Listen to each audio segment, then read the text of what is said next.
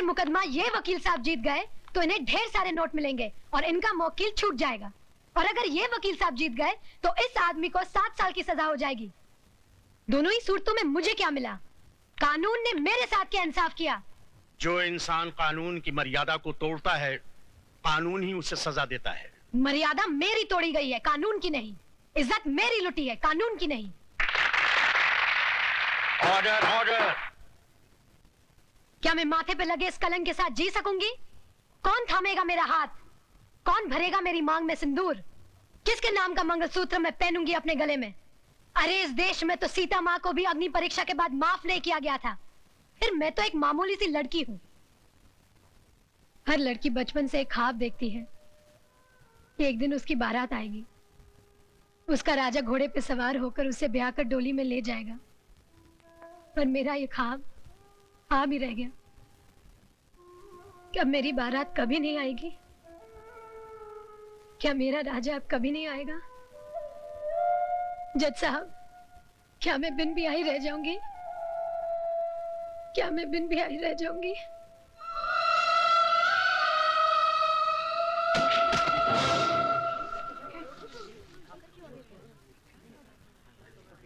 हाँ, अपने आप को दादा कहते हैं। सारा शहर कांपता है इनसे, मगर एक मामूली सी लौंडिया को खत्म नहीं कर पाए। अरे लानत है तुम पे और तुम्हारे आदमियों पे। अब खड़ा खड़ा मुंह क्या देख रहा है? Get the hell out of here you stupid asshole.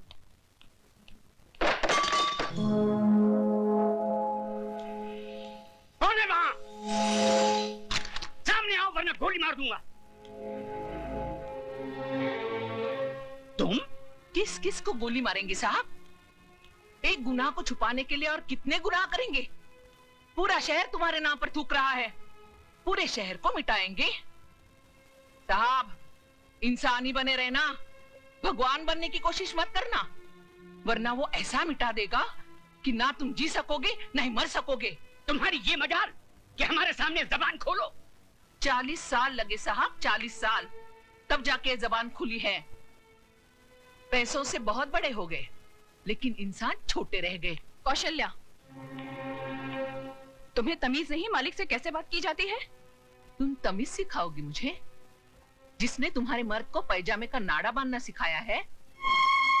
अरे बहू, जब घर में आग लगी हो तो पानी डालकर उसे बुझाया जाता है, लेकिन तुम उस आग में तेल डाल रही हो। अगर इसी रफ्तार से तेल डालती रही तो कुछ ही दिनों बाद यहाँ हवेली नहीं शमशान घाट होगा। इनफ इज इनफ, नमक हराम, दफा हो जाए यहाँ से। और खबरदार जो फिर इस दहलीज पे कदम रखा। फिक्र मत करो साहब, तुम्हारी दहलीज पर पैर तो क्या, उस पर थूकूंगी भी नहीं। दोनों तरफ के गवाहों के बयानात सुनने के बाद और तमाम हालात को मद्देनजर रखते हुए ये अदालत इस नतीजे पर पहुंची है कि मुल्जिम राज ने जुर्म किया है और वो कानून का मुजरिम है। लेकिन कानून से पहले वो माला का मुजरिम है, जिसकी जिंदगी को उसने तबाह कर दिया और समाज में इज्जत से जीने का हक उससे छीन लिया। लिहाजा ये अदालत मुल्जिम राज को ये हुक्म देती है उसी लड़की से शादी करके उसे अपने घर की इज्जत बनाए।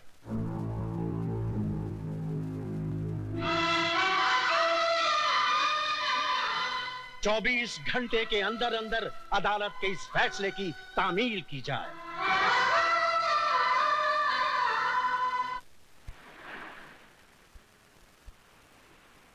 लिहाजा ये अदालत मुल्जिम राज को ये हुक्म देती है उसी लड़की से शादी करके उसे अपने घर की इज्जत बनाए। 24 घंटे के अंदर अंदर अदालत के इस फैसले की तामील की जाए। मैं किसी भी कीमत पर उस लड़की को नहीं अपनाऊंगा। हाई कोर्ट में मुकदमा लड़ूंगा, सुप्रीम कोर्ट तक जाऊंगा। जाओ, जरूर जाओ। आज तो हम सिर्फ इस शहर में बेइज्जत हुए हैं, कल हमें सारे मुल्क में बेइज्जत करो और परसों सारी दुनिया में, ताकि वो लोग जिनकी आज तक हिम्मत नहीं हुई थी इस हवेली की तरफ आंख उठा के देखने की, घर में घुस आए और हमारे मुंह पे थूके हैं। तो क्या मैं दुनिया की परवाह करूं, अपनी जिंदगी की नहीं? उस मामूली लड़की से शादी कर लूं मैं? अब वो एक मामूली लड़की नहीं रही, अखबारों की सुर्खियां बन गई है वो, इस शहर के हर आदमी की बेटी बन चुकी है वो। तुम तुम्हारी भलाई बस इसमें है कि तुम कोर्ट का ऑर्डर मान लो और उस लड़की से शादी कर लो, वरना ये घर तबाह हो जाएगा। मैं आपके लिए 7 साल की सजा काटने के लिए तैयार हूँ, मगर उस लड़की से मैं हरगिज़ शादी नहीं करूंगा। जिस लड़के ने सुबह का सूरज तक न देखा हो, जिसे किसी चीज को हासिल करने के लिए कोशिश तक न करनी पड़ी हो, उसे क्या मालूम कि जेल की कोठरी क्या होती है, उसका अंधेरापन कैसा होता है। अगर आप नहीं चाहते कि मैं 7 साल की सजा काटूं, तो क्या उम्र भर की सजा भुगतूं उस लड़की से शादी करके, अपनी जिंदगी तबाह कर लूं? शादी तुम करोगे, लेकिन अपनी जिंदगी तबाह करने के लिए नहीं, बल्कि उसकी जिंदगी तबाह करने के लिए। हम समझे नहीं बहू। बाबूजी, अदालत से उसने अपने लिए जिंदगी नहीं, मौत मांगी है। इतने जुल्म और सितम ढाऊंगी कि इस हवेली की बहू बनने का ख्वाब मिट्टी में मिल जाएगा। सर्वमंगल मांगल्ये शिवे सर्वार्थ साधिके शरण्ये त्र्यंबके गौरी नारायणी नमस्तुते। मंगलम भगवान विष्णु मंगलम गरुड़ध्वज मंगलम पुंडरीकाक्ष मंगलायस्तनो हरि। मात पितृ चरण कमलेभ्यो नमो नमः। स्थान देवताभ्यो नमो नमः। ग्राम देवताभ्यो नमो नमः। हे गौरी नारायणी नमस्तुते। हार पहना बेटी।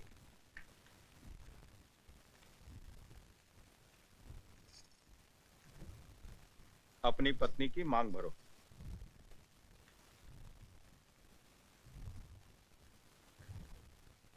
ऐसे नहीं बेटा, इस सिंदूर का अर्थ तो समझ लो। तुमने एक बार अपनी पत्नी की मांग में सिंदूर भर दिया तो तुम्हारे जीते जी ये सिंदूर कभी नहीं मिटेगा। इसका मतलब ये सिर्फ सिंदूर नहीं, इस बात की गवाही है कि तुम जिंदा हो और सही सलामत।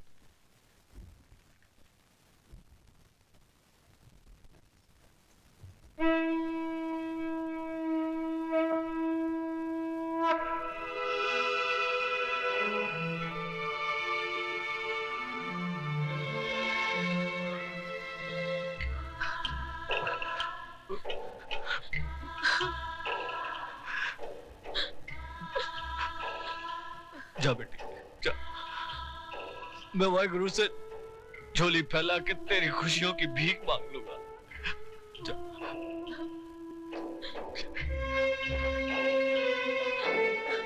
तुम्हारा अधिकार तो मैंने तुम्हें दिला दिया, लेकिन एक बात याद रखना, इस दुनिया में हक कभी मांगने से नहीं मिलता, छीनना पड़ता है।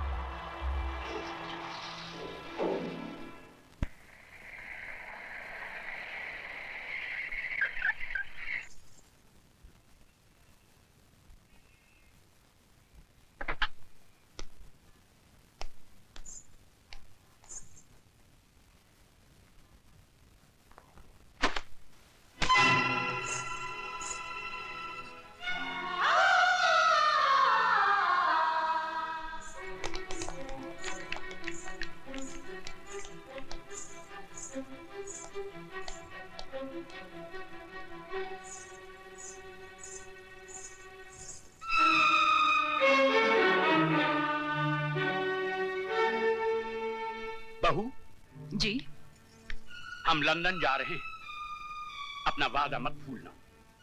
हमारे आने से पहले ये कूड़ेदान का कचरा इस घर से बहुत दूर होना चाहिए। आप फिक्र मत कीजिए बाबूजी, ऐसा ही होगा।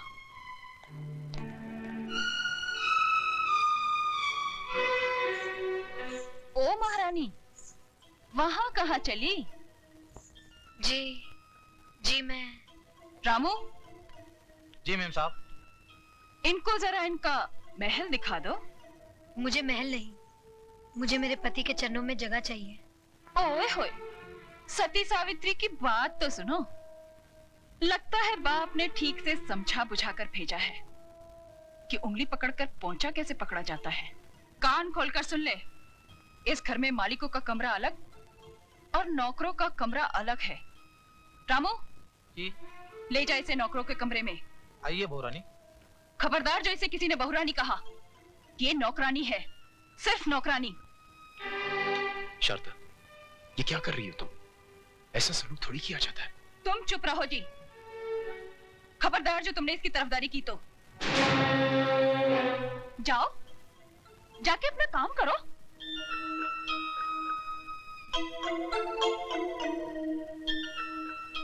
ए, मैंने तुझसे क्या कहा? सुना नहीं क्या?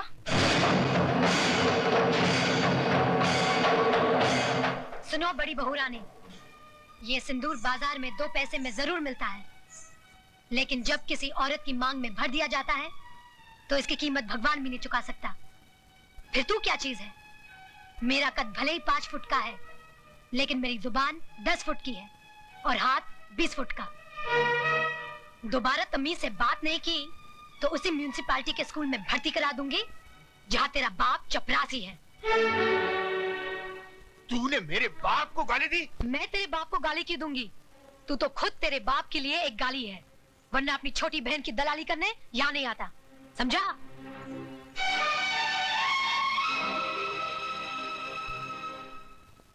अयो स्वामी, आज खुशी का दिन है, फिर आपका बैटरी काय को डाउन है? ओए खोत्या, जिस बाप की एको एक बेटी उसके जिगर का टुकड़ा उससे दूर हो जाए तो रोएगा नहीं तो क्या भांगड़ा करेगा? देखो दारजी, हॉर्न का वायर ब्रेक में मत घुसाड़ो।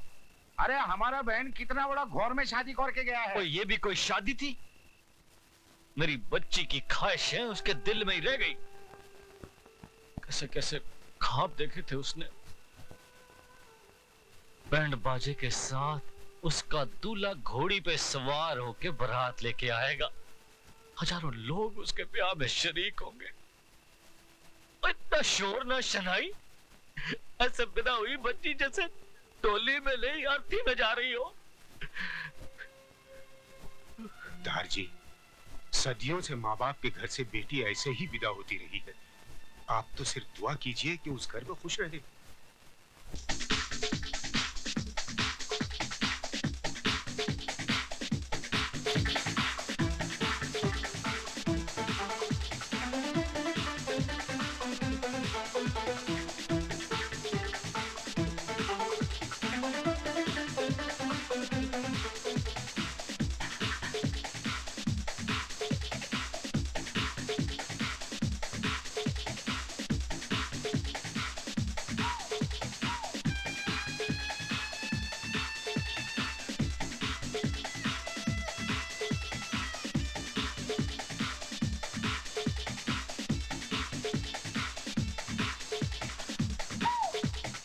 यार राज, महफिल में सभी हैं, सिर्फ वही नहीं है जिनके लिए महफिल सजी है। सुरेश, जूतों को पैरों में पहना जाता है, सर पर नहीं रखा जाता। अच्छा राज, हम चलते हैं, रात काफी हो गई है, फिर तुम्हारी सुहागरात भी है। हमारा शेर सुहागरात नहीं, सुहाग दिन मनाता है। और वो तो ये कब का मना चुका है, ये बात सारी दुनिया जानती है।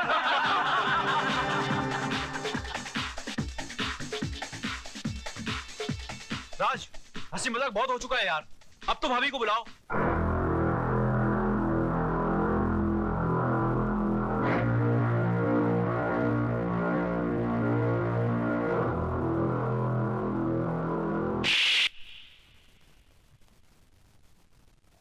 दोबारा उस 2 टके की लौंडिया को अगर भाभी कहा तो जान से मार दूंगा। कानून ने उसे बाजार से खरीद कर सिंदूर और मंगलसूत्र तो दे दिया, मगर वो मेरे शरीर को, मेरी आत्मा को कभी हासिल नहीं कर पाएगी। Do you understand? Yes, I am sorry.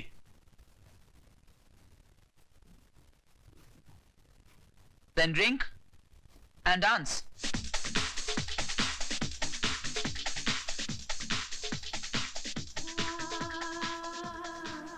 तुम्हारा अधिकार तो मैंने तुम्हें दिला दिया, लेकिन एक बात याद रखना, इस दुनिया में हक कभी मांगने से नहीं मिलता, छीनना पड़ता है।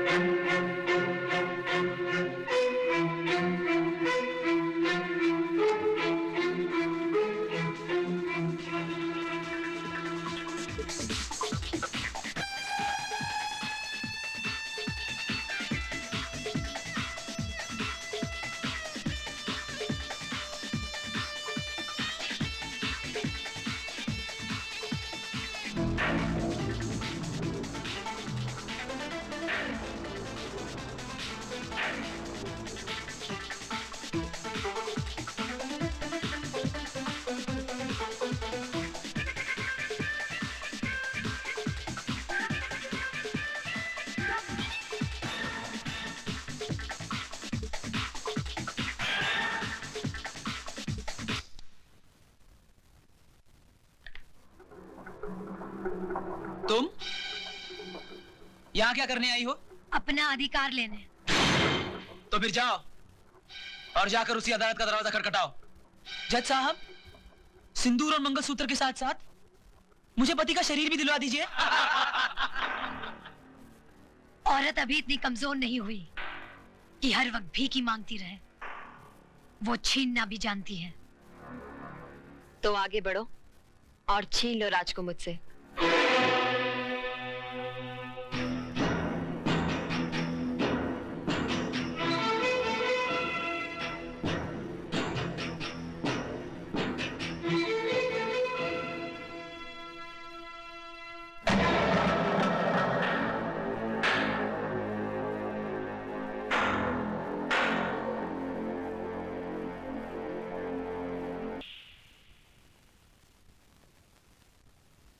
क्यों?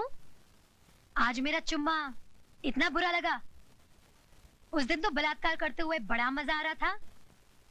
मिस्टर हस्बैंड, मुझे भी तुम्हारे गले पड़ने या तुमसे शादी करने का कोई शौक नहीं था। गौर से देख लो मुझे। मैं हिंदुस्तान की अदालत की वो मोहर हूँ जो तुम्हारे माथे पे लगा दी गई है कि मैं तुम्हारी पत्नी हूँ और तुम मेरे पति। जब तक मेरी मांग में सिंदूर और गले में मंगलसूत्र है, दुनिया तो क्या, भगवान भी तुम्हें मुझसे अलग नहीं कर सकता।